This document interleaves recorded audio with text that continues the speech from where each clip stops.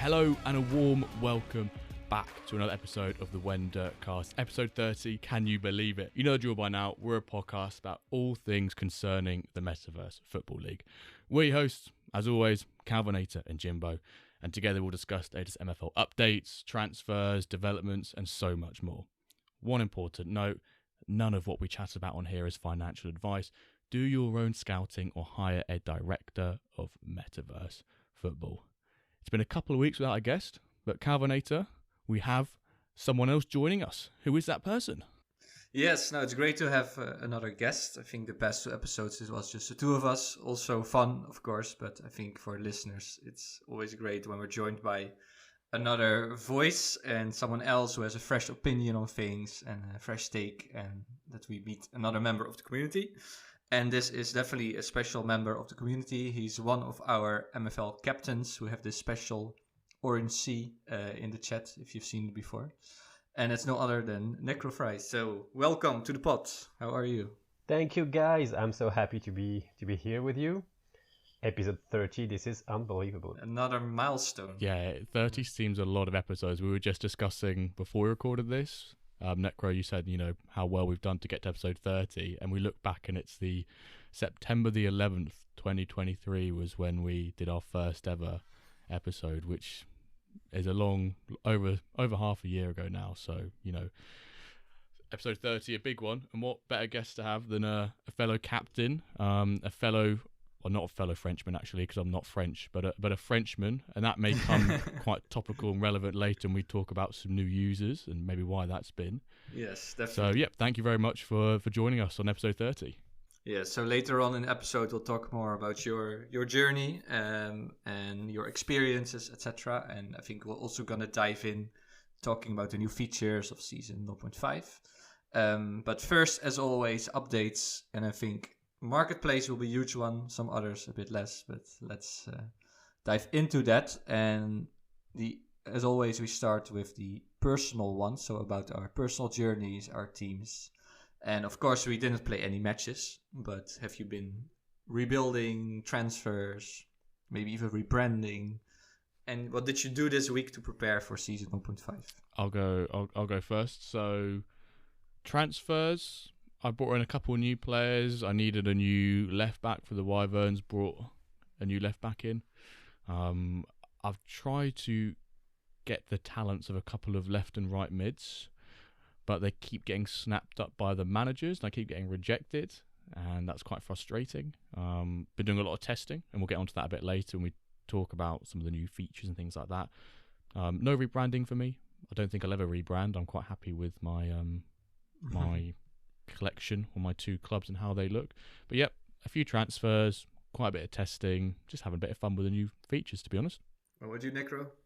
Any activity, testing, transfers? Oh yeah. I started to test the new engine, even though it takes, I don't know, hundreds of games to understand it. But yeah, I've launched quite a few games, trying to build my squad up, because I'm more playing as an agent, so I need to fill up my teams because everybody's leaving. Every players go on loan. Yep, it's one of my clubs. So I try to rebuild my teams. Yeah. Cool. And as well, I just rejected a Jimbo offer for a player for me. Yeah, I saw that. I saw that this afternoon. I always go, I've got. Yeah, I'm so sorry. I was really about to accept, but I had a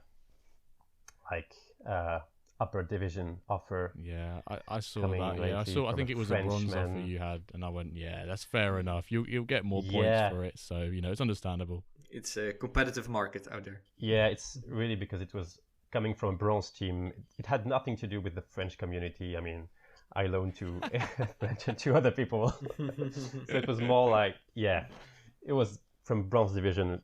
It's more interesting for me to send this guy, who is, by the way, a great player, Krug, Arthur Krug, great guy. Love him. I've already got your goalkeeper.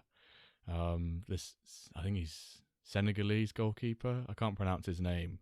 Like most players in MFL, I can't pronounce their names, but I've had him since season 0.3, and he's like 6'6", absolute tank, well, not really a tank. He's an absolute beast between the posts, and Bosco messages me constantly saying like, "Have you bought him yet? Why is he like?" Because he always does some friendlies against me, and he always makes like 7-8 saves a game. He goes, "Mate, if you don't buy him, I'm gonna buy him." And I'm like, "Ooh, maybe I should." But as long as he's happy at the Wyverns, which it sounds like he is, and his He is. agent, yourself, is happy, then I'm happy to keep that contract rolling for as long as possible. He's been there since October. October he's been at the club. Is he on auto accept on auto Renew? Yeah. Renew, yeah. Yeah, he okay. just as long as you don't do Okay. anything, he'll just stay there, and I would like that to remain, please, no cancellation. Keep it that way. I also I see I he- also have two of your players actually. Yeah. Who are them? In Black Sea I have Oh, yeah, Black Sea, of goalie course. Bukatem. Yeah, he is also a good goalie. A goal And I have person, your yeah. amazing German winger, Boom, 88 pace, 94 dribbling, and he's only 74. And also 77 passing, so I'm really happy with that guy. too. You know, So Bum we is both have your players. Bum is like a mystery for me because he has like amazing skills, amazing stats, and every time I made him play from any team or on quest matches on I don't know, he sucked. I mean, he sucked Yeah. a lot, and I didn't know Okay. how to make him play, and I guess you did know how to play with him because, well, I guess that you keep him so. Yeah, I'm looking at his stats now, and last season 22 games, 6 goals, 9 assists. So he's definitely adding something Nice. to the game. 9 assists. Yes, so he's Which position is he playing for you? yeah, right mid in a 4-2-3-1. So he is more like an attacking right Okay. mid. Alright. So that's why because his defense is very low, so I don't think you should use him in a 4-4-2. Okay. 4-2-3-1 is I think the way to do it. Yes, so great to hear that you guys have been testing and kind of negotiating for each other. You think you saw what I did 1 hour ago, Jimbo, in the sales bots? You bought another club, Yeah, didn't you? I had to. Let me check. I've got to question is. this. I've got to question this. Where have you got the time to acquire? Is that a 7th club for you Yes. But I think it will be okay to do. Like I have a couple of reasons for that why I did it. So one is it was just hurting my eyes that there was this amazing Iron Club for only 65 on the market while people were buying $80 stone packs and there were other 18 Iron Clubs. So I increased the floor there by 15. The second reason is I have loads of commons and I just want to experiment with only commons who have kind of good skills. So there will be to put more of my players in a team and let them play. And then the third one is I can use this club to make some new videos about rebranding and signing players to a club and kind of use it as a test case. So I gathered all my arguments there to buy it. And No, that's fair enough. Yeah. And also on your last argument, your pointer that you also released another video yesterday or a couple of days ago when this goes out about sort of like answering new users' questions and things like that. Frequently asked questions basically, but in a video format. Yeah, right? no, that's because I think Net Darkside or someone else shared like a super old video from let's say March last year. I was like, okay, I need to make a kind of more Little new. recent videos. And also, yeah, there were loads of new users asking, right, what can you do with MFL points? Do my players get better? All of those questions. So I thought, let's make it a little bit that people can share then. Yeah. And now with about the club and signing players, I can use this club to make a new video. So probably Wednesday, Thursday, I'm planning to release that. So little you heard teaser it here first, yes. folks. Later on in the week, some new video content from Calvin coming out. All right. I think later on we're gonna talk way more about Necro and your clubs and your journey. Let's first talk about some dev updates. So as you already heard, and as we talked about the preparation for season 0.5, those contracts have been renewed or terminated, depending if you turn on auto renew or not. And a lot of new features have been deployed. Again, we're going to talk in detail about them later in this episode. Then some bugs have been reported and fixed. For example, there was a problem that a player got both a goal and an assist for the same goal. A bit weird. The center attacking midfielder, the cam rating seemed to be kind of off. That has been fixed. And there was also some own goal problem. With commentary, now we have own goals, but the commentary was not really maybe up to date for that, has also been fixed. So some bugs have been fixed and all those features have been released. Then a really big thing, player progression. Quentin has started working on that again, and they made a lot of progress in the dev updates. It's a huge progress. And there is an initial version already of player progression, which needs to be tested. Then translation of the app, we already had French, Spanish was almost ready to go, and now Spanish has been integrated. So now you can use the app in English, French, and Spanish.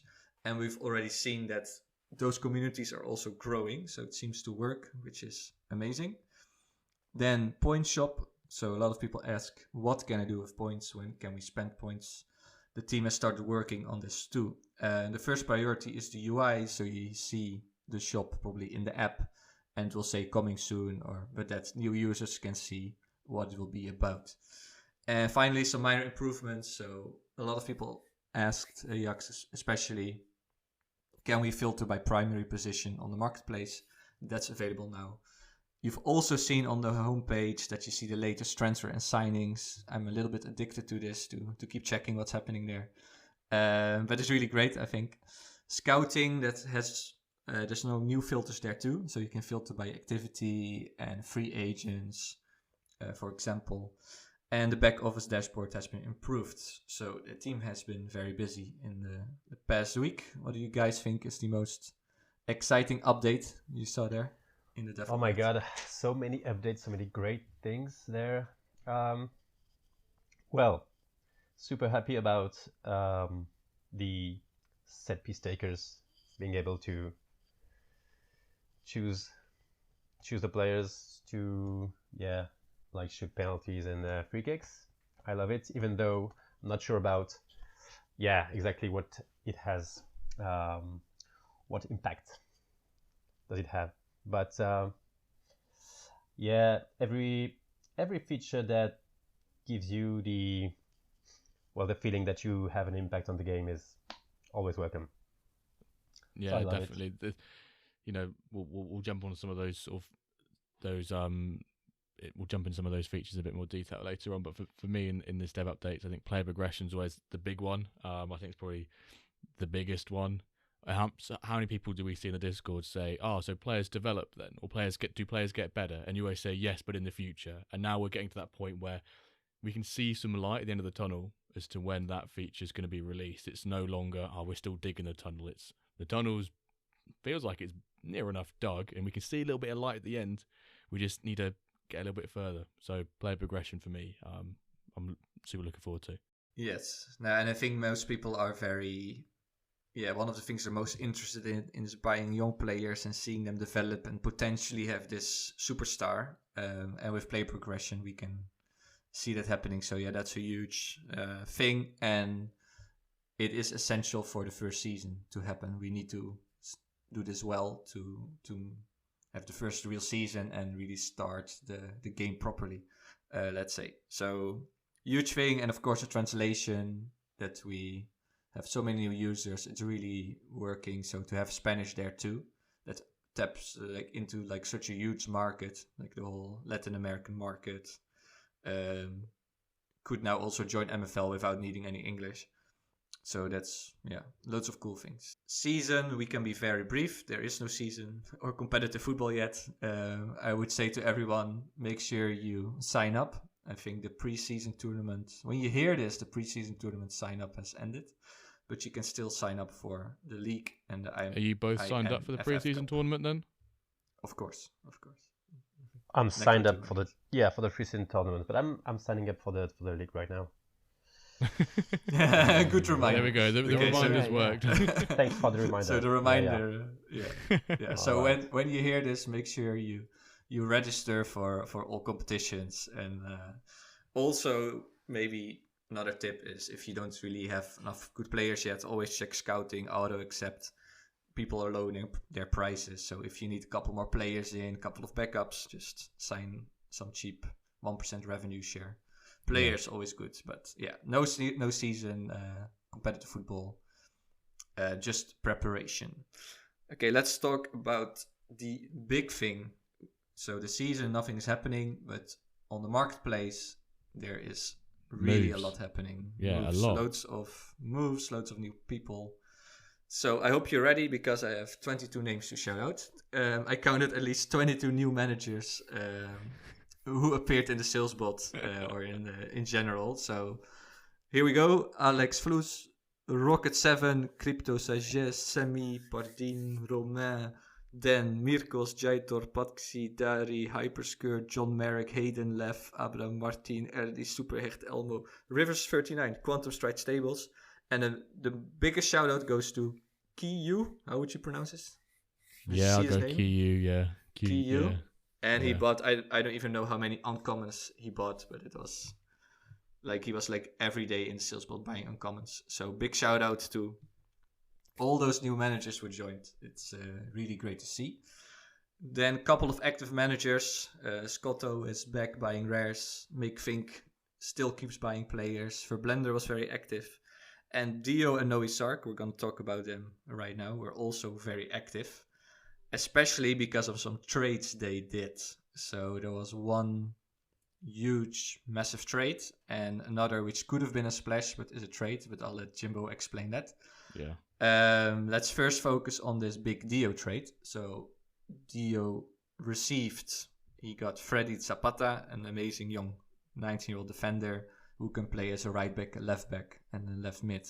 He's 92 rated. And in return, FC Cincinnati got an 87 Lego, an 88 Lego, and 92 rated Jose Ponte, who is also an amazing right midfielder. So a huge trade, and I thought let's discuss this later as a Dirk dilemma. So if you guys think this is a good trade, or it's like who got the better side here, the better deal. Like So we'll keep that as a little cliffhanger. And now, Jimbo, you have the floor for the whole splash story. Splash of the week. So I've got a little story here, but before we get into that story, here's the actual splash of the week. Peter Franklin. Really easy name for me. Do you know why? Because he's English. An 84 rated, right mid, left back, purchased by none other than Brandon from Madwoman 56, what a name, for $475. So that's this week's splash of the week. However, some people looking at the sales bot might go, hang on, Jimbo. There was an 89 rated legendary player who sold for $1,450. That Noe Sark purchased from Scrub. That's over 3-4 times the amount that you've just said for Peter Franklin. Why is that not the splash of the week? And that's a very good question. The reason why is, if you delve into that a bit more, and looked at the trade spot, you'd see that's a little piece of a bigger trade that's gone on. So it's not just one sale. Noe Sark has purchased Patrick Uche, a fellow player of my gallery because I unpacked him. He's purchased him off Scrub for $1,450, but then a couple minutes later, I'm doing my maths here, I think it's 28 minutes to be precise later. No, it's not. It's like 38 minutes later. Noe Sark gets another legendary. You're like, cool, you get a second legendary as well from Scrub. But then there's a 76 rated player going to Scrub's way and 6 non-MFL NFTs. So it's basically been a big trade gone on. We don't know what's, the ins and outs because there's 6 non-MFL NFTs that have been involved. So they could be Top Shot, it could be Ballers, it could be anything. But all we know is that for the price of $1,450 USD and a couple non-MFL NFTs, oh my god, that's three letter words, non-MFL NFT, that's a mouthful, NFTs have gone to Scrub. Yeah. But yeah, so for all of you saying, why is that not the splash of the week? It's because it was a small piece of a larger deal. So it's not the legitimate splash of the week. Hope that clears everyone's questions and concerns up. Explained well. So we have... I don't think I explained it very well at all. Too many non-MFL NFTs were thrown around in that. Yeah, we can speculate what that is. I have some other interesting thing. So I was, of course, Jimbo and I, we do our research well for each episode. So those two Legos, so Patrick Uch and Christian Almaris, both 89, they are still unsigned. And he has only a silver team. So, or is he going to put them in his silver team and have like this crazy silver team? Or is he going to loan them out to a diamond Could he league? do a Taggart? Yeah. Yeah, could he do a Taggart and just stack the silver division? Could be. Or maybe there are some teams that are still building up, like you maybe, or Che, or hopefully they get a bit more active again. And then there's still some Legos on the market, which can definitely be signed to those teams. So we don't know where they go, if they will play, let's say. Necro, any reaction to all those crazy transfers, market activity? Are you a SalesBot fan? Are you checking it? Yeah, I missed I've missed the marketplace frenzy this week, so I'm looking at all the sales. This is amazing, really. Yes. To see that. No, it's nuts. It's amazing. Wow. I've even sold 1 or 2 players. It's been like months since I hadn't sold any players, and I have sold 2 players this week. Yeah, he's a salesman. But it's crazy. Yeah, it's really good to see loads of uncommons. I think uncommons are the new rares. Like the rares used to be sold so much, and now uncommons are also getting more special, I think, and the common market is also getting more active. So yeah, the whole game is moving, and that has to do, of course, with those 22 new people that I mentioned that are joining the game. And probably that is due to some marketing push, right? So you see a lot on Twitter, a lot of French kind of micro influencers, right, from Sorare and some YouTube. So Necro, I see you're also in the French chat a lot, right? So there's way more people in the. I'm spying on the French chat a lot, but I see Necro is also in there. So that's good. It's like really active, right? Maybe you could tell us something about it. Yeah, French chat. It's getting super active because a few months ago I was feeling like we were, I don't know, 4 or 5 French users trying to make it active, And now, yeah, Yax has some work because I was not every day connected to Discord, so Yax did the job, and a few other French guys as well. Many questions from Sorare players, I guess. Many questions about progression, about rewards as well. So yeah, I don't know. French users are really intrigued with, they want to know everything before getting into it. So they ask a lot of questions about where are we going? Can we do that right now? Or what about this feature or this feature? Yeah. So great to see all those French guys, and I suppose that the French translation helped it a lot to bring new user to the project. Yeah, same for Spanish chat. I see also JC was very active, replying to people in the Spanish chat with I think 4 or 5 new names in there. 2 got very active, so yeah, it does seem to have a big effect, translations. So I don't know which language would be next. Any predictions? Probably something like German, right? Yeah, German could be. German, yeah. German, I guess. I think I've seen someone propose that in either the Ballers chat or the general chat. I think Lucas may have responded like possibility or something like that. I could be chatting rubbish then, but yeah, I think the last week you mentioned all the active users there, Calvin. Like as last even couple of weeks, it's been super great and really pleasing to see all these new users. They're not coming in just like silently either. They're coming in like asking loads of questions and being super active, which is great. I mean, I've just checked my Twitter because I had notification, and I looked in my message requests on Twitter, and I've got 2 French players or 2 French managers asking me about contracts. Can I get rid of a contracted player so they can buy them? I'm like, well, I never would I thought I'd have French people in my DMs asking me for MFL players. But the marketing push and all that translation stuff is working. I'm super happy to see all the new users. It like really to see this sort of more organic growth is super Yeah, it's taking pleasing off. to see. Yeah, I it's even good. It's really see good to see. a new name appearing right now. King Mackenzie. I see in Salesbot. Also never saw that name before. So That's what I like. There's a new yeah, day, new people new people joining, and I love it. It's great. even 10 minutes in the episode after my shout out, there's already a new shout out to do. So it's that's the pace we're going. So really nice. All right, big topic of course. How is Dirk doing? So preseason, but I have some worrying news. I think because Meta is playing a 4-2-2-2 without Dirk in there because Dirk is a right mid or a left winger. He has his primary right mid and secondary position a left winger. So he does not fit in this system. So should he hand in a transfer request? Will he move to another Diamond League? Will Ronan let him play for another team in Diamond League? What to do? Well, this is interesting because I'm just gonna. When did you look at this 4-2-2 formation? I checked the last 10 friendlies, I think a couple of hours ago when I was preparing this episode. So maybe you've seen now that he's playing. It's just interesting. It's just interesting. I was actually chatting with Ronan earlier on in the week. Oh, what info? And we were chatting about Dirk, and Ronan puts, I suppose I owe Dirk an apology now that we have individual ratings. He said he leads the team pretty consistently unless my striker has a huge one. But I then put back and, put him back down a bit and said, let's see what season 0.5 has in store for him, with a gif of someone throwing a 3-point shot in basketball, thinking it's gone in, turning around, it bounces out the hoop, right, doesn't go in.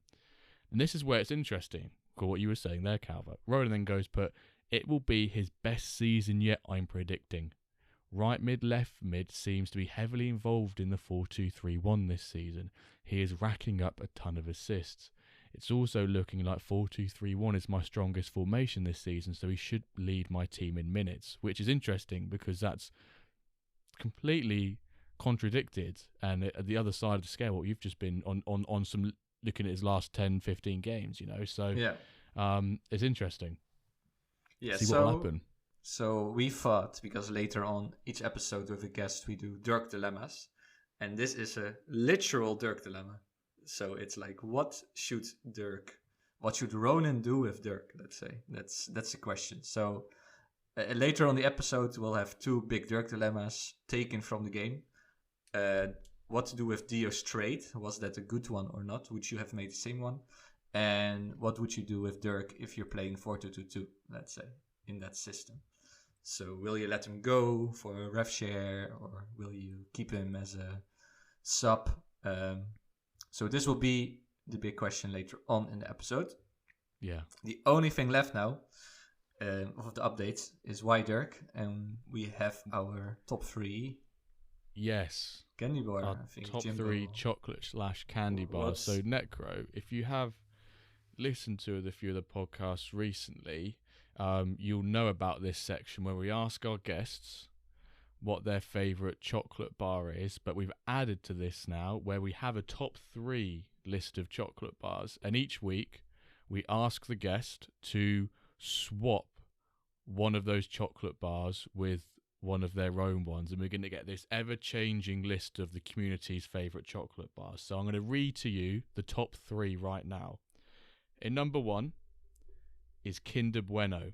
This was what Yax put at number 1. Originally it was Vogon's Kinder Delish, I think, and then Yax, when he was last on the podcast, our last guest, he subbed in and he said, no, I want a different number 1 spot. I'm putting in Kinder Bueno. So Kinder Bueno is number 1. Twix, I think, hang on. Twix, why have I lost it? Twix Peanut Twix is number 2. Twix Peanuts? Yeah, Twix Peanut is number 2. And number 3 is are there Snickers. different Twix tastes or what? Yeah, so it'll be a flavour, a different taste of Twix. Yeah, a peanut one. All right. So a bit like Snickers, really, but not Snickers. Okay. So we've got Kinder Bueno number 1, Twix Peanut I hate it. at number 2, or number 3 is Snickers. With your favourite chocolate, which one would you like to substitute and put in there? I hate Kinder Bueno, sorry, Yax. I hate it, but I love Bounty. Oh, interesting. Can I Oh, swap that's for a... Bounty or what? So you want to put Bounty at number 1? Yeah, all the way. Bounty. Okay, we Bounty put is Bounty at that number 1. chocolate bar. Okay. Oh my god, Bounty. Oh, that's gonna. I I love would, that. That's gonna.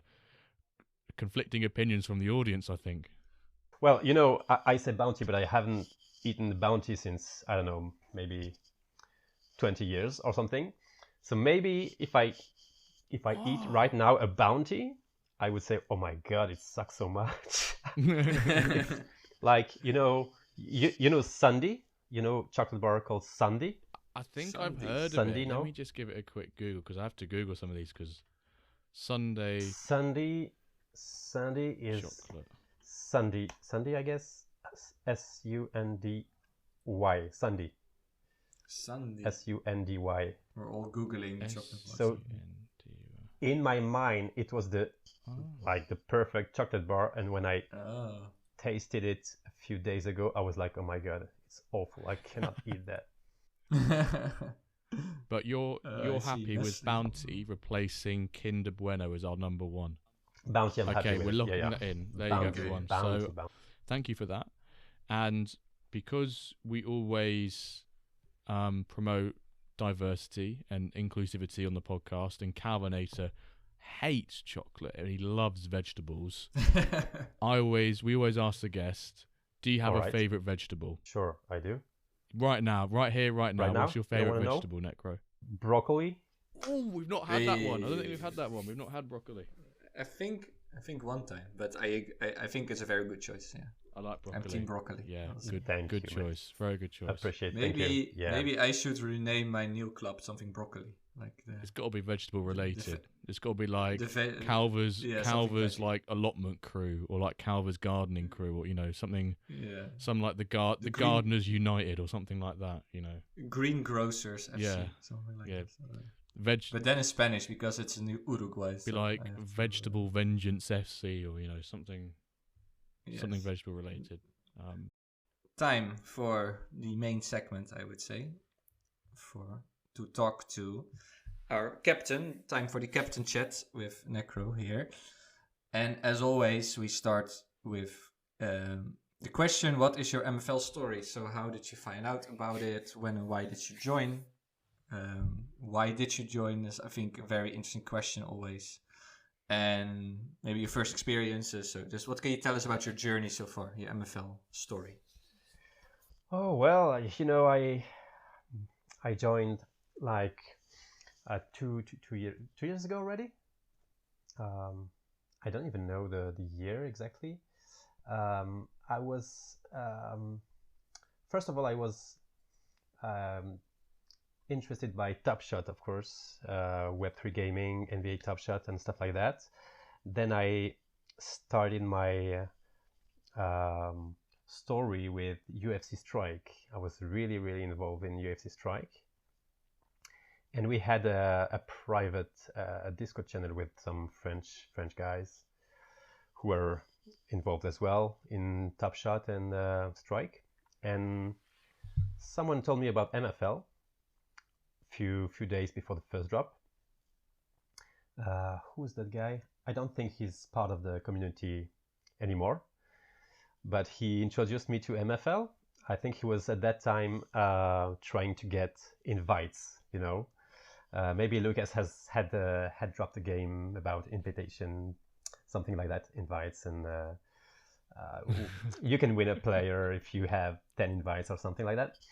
So I joined the MFL Discord, and I didn't participate in the first drop because I was doing my own research at this time, and I was thinking that there was a huge potential, but at the same time I thought that the drop was really early, considering that there was no games at all and not really. You could feel that there was something behind it, but it was a bit early for me. So the drop happened, and yeah, few days later, I was like, yeah, sounds great. I like the way that the leading team is dealing with um, transparency and being close to the community, and had a good chat with the team, and decided to be part of it, and to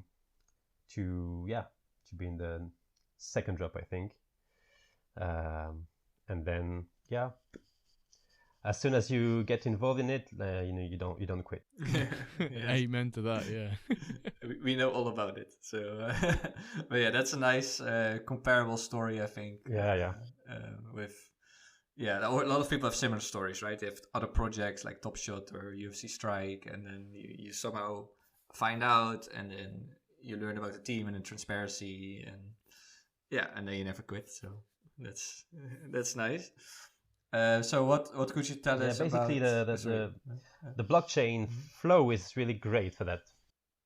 Yes. Yeah, I was just saying that Flow blockchain offers really great project, and it's just about. I mean, I'm sure you guys are doing the same. Every time a new project on Flow emerges, I go there, I'm doing my research and see if there's something strong behind, and then I can decide. And every Flow project are really cool to see.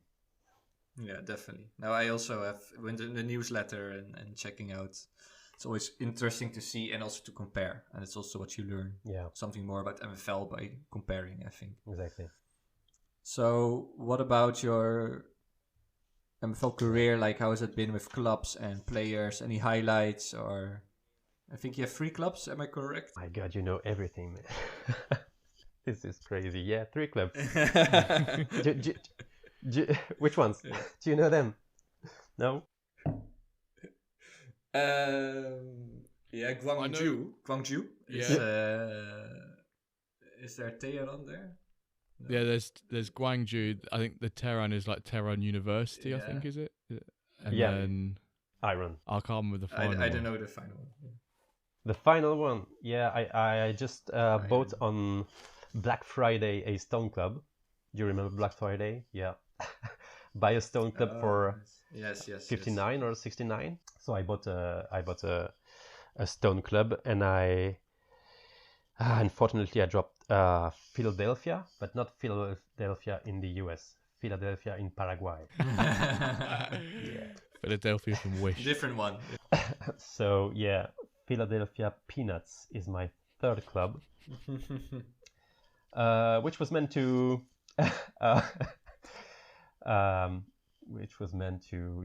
help young players to play, but they don't play at all because the Stone division is so stacked that they can't play. Anyway, that's another problem. We can. So yeah, I have 3 club, 1 bronze, 1 iron, 1 stone. And some trophies? Yeah, I have won a pre-season tournament with the iron with the Tehran University. No, not pre-season, Holiday Heroes.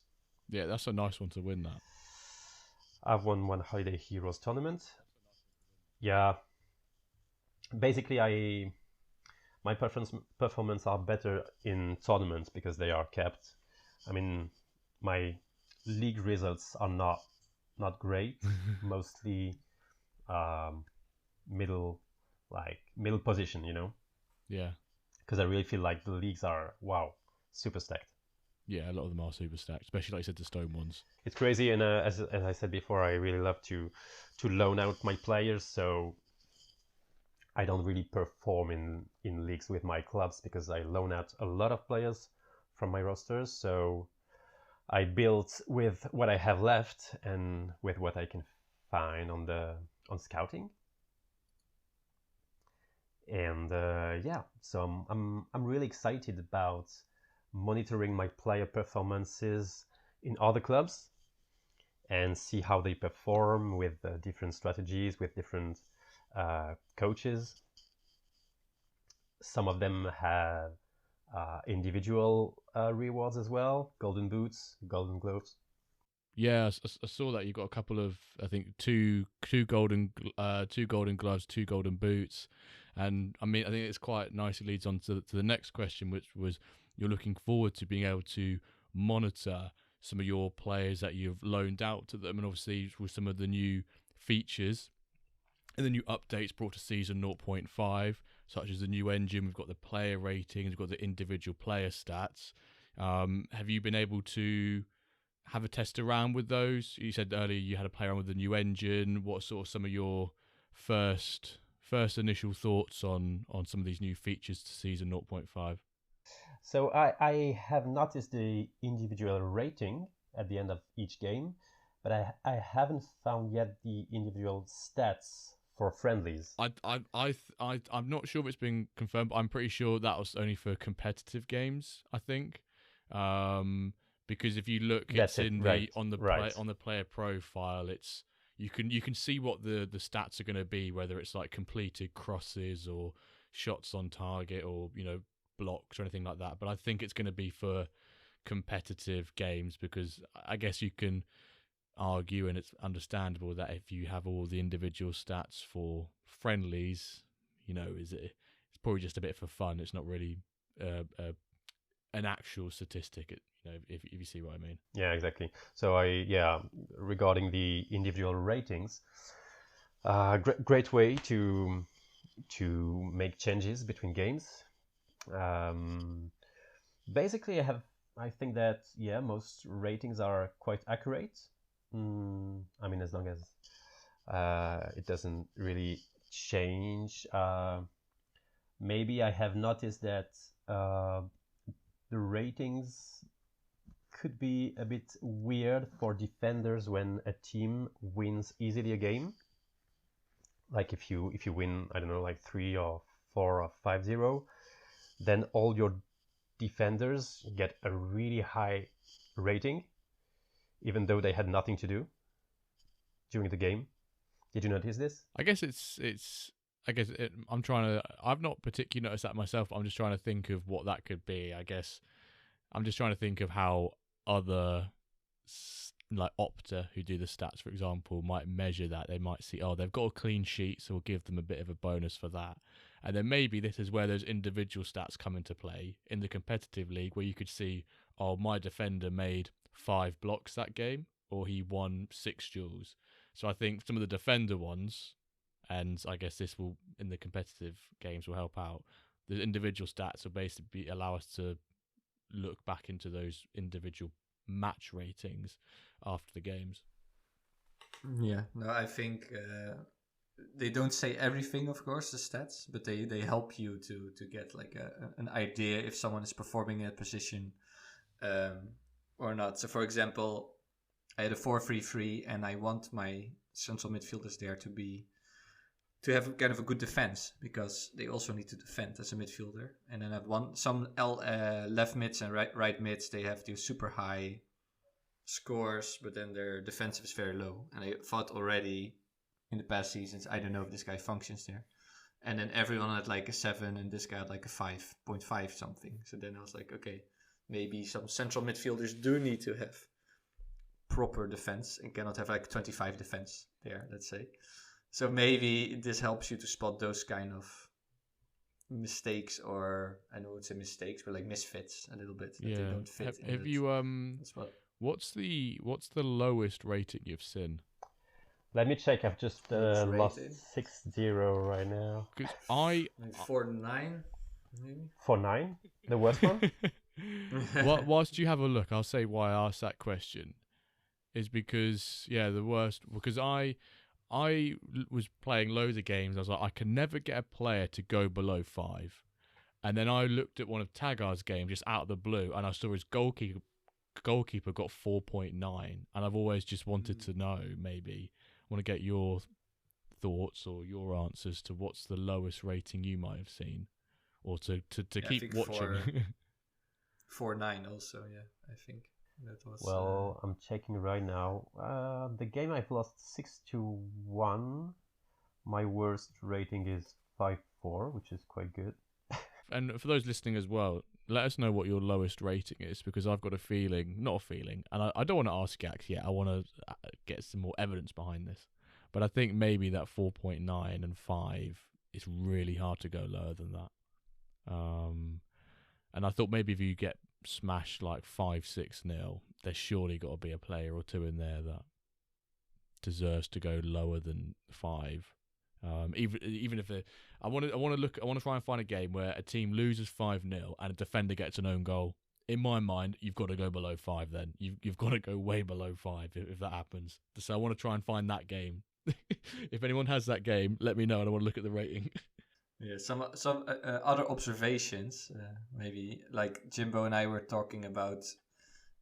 There in games, or this is my observation. I don't know if you had the same, Necro. Like in games where you have two kind of comparable teams and you play each other, you have loads of goals, right? First of all, well, the XG is significantly lower, so it can be 5-1 or 6-2 or 5-3, with XG being 2 or 1. And then also it can be a bit all over the place. So sometimes I lose 5-1, then I win 5-1.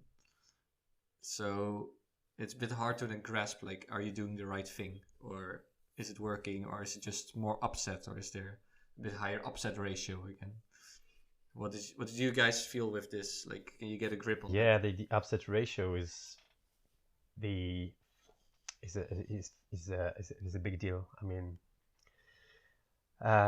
it's the main reason why I'm mostly loaning out my players, because I think that as long as the engine is not final, you can't really,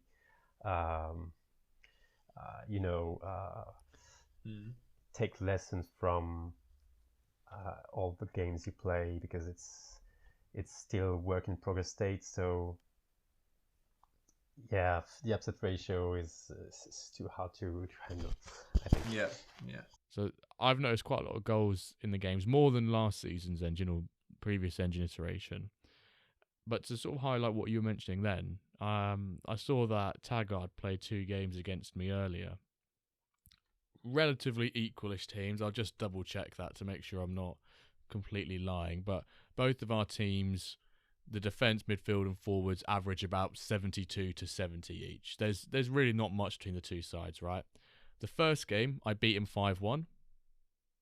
He changed formation. He beat me 4-1. I was like, okay.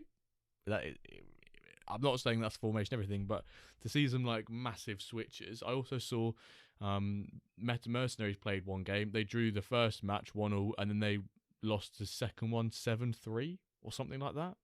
And I was like, how does that work? A bit interesting, but yeah, the goals seem to be flying in at the moment. Yeah, and also that you have like sometimes 5 shots on target. Like you have an XG of 2, and the other team has 180, and then the score line is like 5-1, and they scored 5 out of 6 shots on target. Remember, now we can't really trust XG though. Yeah.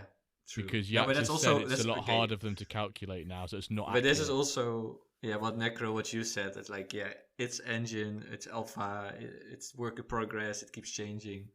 So maybe we shouldn't also put too much things in it. On the other end, you still want to win, and you still test it, and it can be frustrating. So, but yeah, let's see. It's just some observations we have. What about set piece takers? Well, Necro, you already said you love this element, right? Set piece takers. Yeah, amazing stuff. Great to see that you can change the free kick taker for direct free kick as well, and not direct and indirect free kicks, because you can have a very good passer for indirect free kicks, and good scorer, good shooters for direct free kicks. What do we have as well? Yeah, penalty shooter. Well, I guess you only look at the shooting stats. Well, the thing we don't know is what about the mental stats of each player, because for a penalty shooter you should be a seasoned player. But is that a tactic that you've been using then? Your strategy for this? So for your corners, your indirect free kicks, you've been picking the players who have the higher passing stat. Is that what you've been trying to do? Yeah. I haven't had enough penalties or goals from free kicks to see if it's really working or not, because since I have done it, I haven't had any free kicks basically. Yeah, Cal, have you played around with that set piece? I'm just looking at Nat Darkside's question from X, and he was basically saying, have you found a difference with them? Because he's basically seeing a slight difference between changing up those set pieces on a silver team compared to a high pass or an iron team. Are you seeing a little bit of that come to play with your matches, or? Well, I've definitely not played around with it enough, or I don't know. I can imagine it can make a difference if you have, for a free kick, like someone with a good passing and shooting technique in like a relatively high for iron. I think that could make a difference. But yeah, I don't know. I have not really tested that. But I agree with what Necro said about setting that up, and when you need more passing or when you need more shooting. But yeah, I did not really play around enough with this to really see, can they make a difference. I think only at the end of season 0.5 maybe you could draw some conclusions from the data. But I don't know, but it's really fun. It is there, and it can also create a bit more like those stories, right, around players, more like the lore that some players have very good passing and shooting together, and then they keep scoring a lot of free kicks, and you kind of have those stories like Beckham or right. I had an FM1 guy, Freddy Guarin, who also kept shooting free kicks, and then I developed a love for him. Although that's a name I've not heard in a long time, Freddy Guarin. Yeah, but it's kind of a random player. Not a lot of people know him, but because of FM, he kept scoring free in kicks. In FIFA, he had the long shot, and now maybe like power free kick or something as well. I think he had. Yeah. So maybe now with MFL, we also develop these stories of, oh yeah, this guy is so good at free kicks, and he keeps scoring free kicks. So that's also a fun element. Yeah. It's a bit more stories, a bit more legends. That would be amazing to have Juninho's and yeah, Juninho, man. Yeah. Oh, Juninho, yeah, of course. Yax is a big fan of Juninho, isn't he? The whole Leon connection with. Yeah. With so. Him. Yeah, and Bosco, did we answer Bosco's question? Yeah, well, he said, like, do you find that you are learning more about your players and how they work with certain formations, or still too early to know? So I think we all concluded too early to know, but yeah, it can give you a little indication. As I said, I think if you keep seeing a player scoring a bit more 5-6, and for example, he has a low defensive stat while he is in midfield, I think it might give you some indications, but not. Yeah, it's still too early to tell with all those things. Okay, so I think we covered kind of new engine, player rating, set piece takers. I think we covered the big season 0.5. Judging by the time, let's do Yax's question, and then maybe your question for our next guest, and then our two Dirk dilemmas we really want to tackle with you. So Yax, our last guest, he asked, what do you think are the 3 main features to acquire new users? So what do you think are 3 things that maybe already exist or that we could add that would really help get new users in and get more people to play it? What would you say are those 3 features? I would say the first thing that comes to my mind is free-to-play. Free-to-play, we've been discussing about free-to-play already, I think. And it's in the works, I think. Maybe you can confirm that. But free-to-play, we have. It's on the horizon, yeah. They do want to do it, yeah. We know it's going to happen, yeah. It's not they've said no against it. It will happen, but we just don't know when. Well, I would say that it's definitely something when we talk to you, it's definitely a thing they want to do and prioritize, and so yes, it's in the works. Yeah, I think free-to-play can really attract new players. We have successful examples of flow projects who were free-to-play and who really managed to grow with these features. I think about DMX or Heroes of the Flow, even though it's not already official gameplay, but it's already a massive project of Flow. And yeah, I think it could help. It could help MFL a lot. Don't really know how. Maybe a free-to-play league for new user or something like that. I don't know. Yeah, sort of get people interested in playing, and then no, risk of on the financial side, and then they get a taster, get a little bit of flavour what it's like to play MFL, and then if they want to make the step up, they can then make the step up if they choose. Yeah, this is the very first feature that comes to my mind to acquire new users. Then maybe a strong partnership with reliable or trusting people like professional players or sport brand, something like that. Maybe you can gather more. If you had to pick one player, yourself, Necro, for MFL to partner with, who would you want that to be? I would say a coach, and maybe Arsene Wenger or. Oh, okay, we like that. Yeah, a coach. A coach would be cool. Would be more appropriate and relevant to football manager games. Trustful, having a manager. maybe appropriate. Yeah. Yeah. Yeah. Wenger so free to play, a big French name promoting one. it, Yeah. and then what is your third feature? Maybe having rewards that are more incentive for people, I have no idea right now about rewards. Yeah, but, different rewards or more. Yeah. But I think that the rewards, yeah, because MFL points as rewards are great for users who are already in the game, but for new user, it doesn't really speak to them. I mean, if they are not in the game, they just can't understand what MFL points are. Yeah.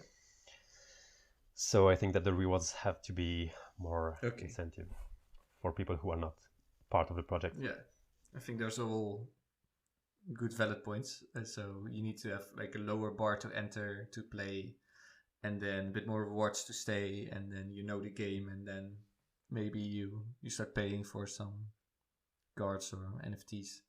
So sounds good. And then paired with our translation of Spanish and French and all those languages, then we'll have a huge growth, hopefully. So Necro, what was your? Oh, sorry. By the way, do you guys know how do they deal with this translation? Because I really thought that it would take so many times to translate the app. Do you know how they did it, or that fast?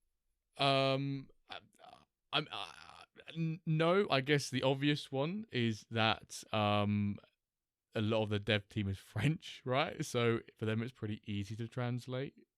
But that would be but that's not that easy to and translate. JC is Spanish. And JC is Spanish, yeah. So we've got Spanish and French dev team, so it makes sense that those ones will be able to. But I don't know how they did it, but I think it's obvious that it was always going to be a French one because it's a French project technically, right?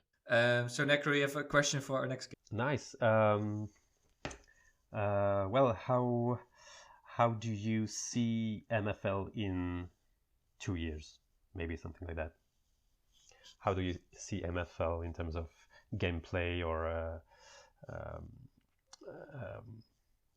impact on Web3 games? Nice one. Yes. Okay, so how do you see MFL in 2 years' time? All right, I think we are close to the end, but we had those 2 dilemmas we promised to the people, so we have to deliver, of course. So first about the literal Dirk dilemma, what to do with Dirk. So if my research is good and Ronan plays his 4-2-2-2 and Dirk is, he doesn't really fit in the system, or he would get a big hit with his familiarity. What would you do then with him? Would you maybe load him out to another Diamond League, sell him? Would you come up with 2 formations so you can keep playing him or keep changing that? What would you do? Yeah, I think you've answered the question there in suggesting an answer.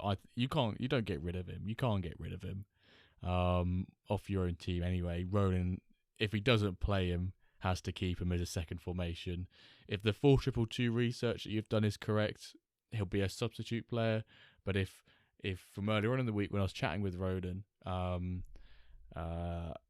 4-2-3-1 formation comes into play, then we see Dirk really playing in his primary position. I have made that initial chat with Ronan though, and we've exchanged a few words. So I was told to him I might come to him a couple of times each week now for a bit of manager inside information, and he's happy to oblige. So I'm going to be sticking the microphone in his face a few times during the week, trying to get a few answers from him. So maybe this time next week, I'll put this question to him in an interview, and I can get you an answer for next week about what's his thoughts on what he's going to do. What to do with Dirk?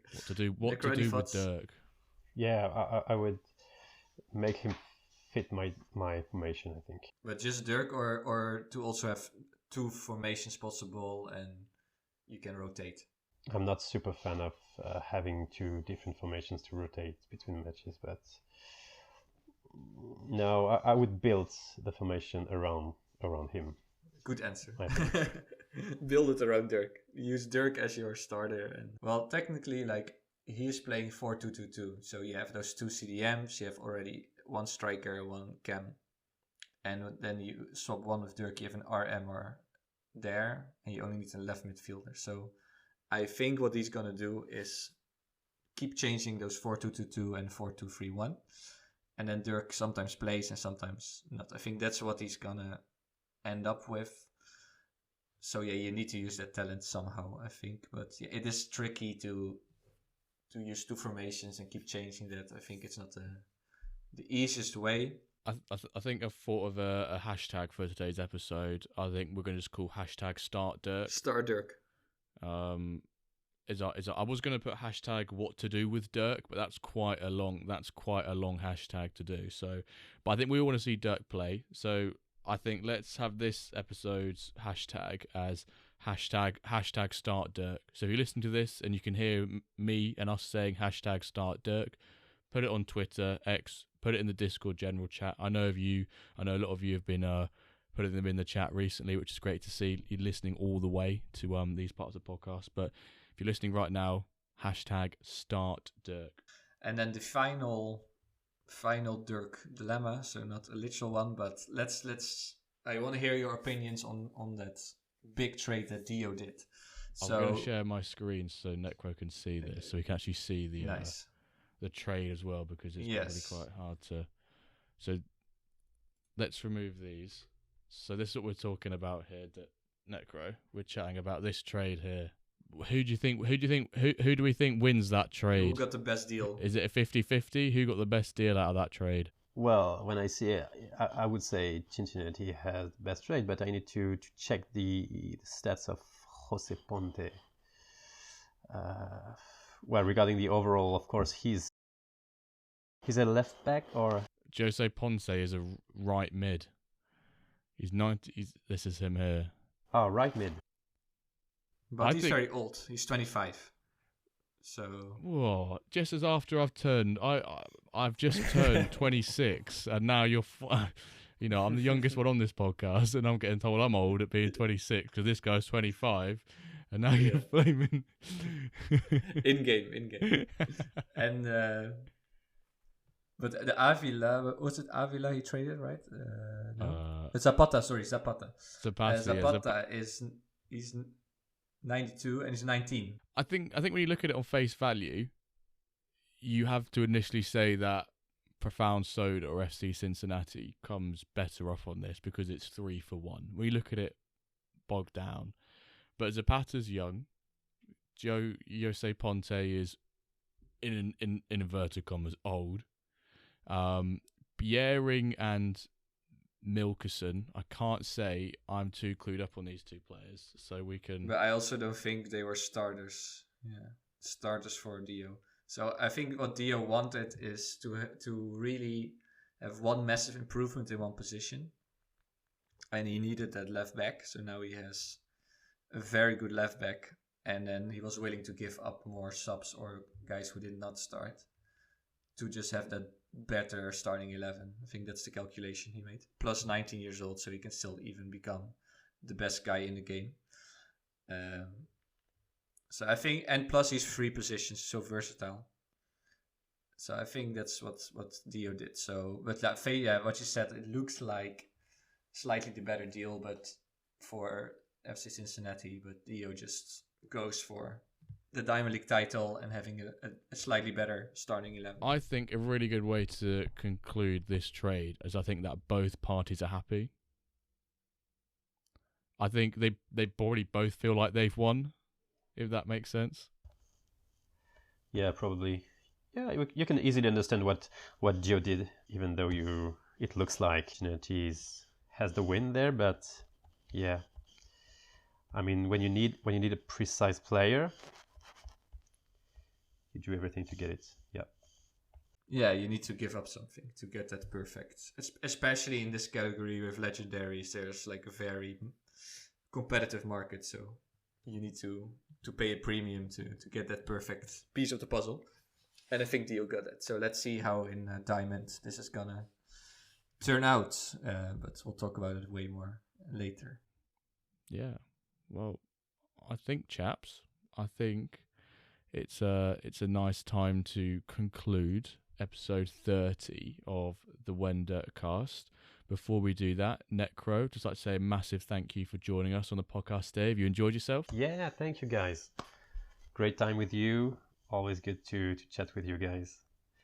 Super cool to talk about MFL. It's so cool to... It's the best. Love it. Yeah, man. Thanks a lot for coming.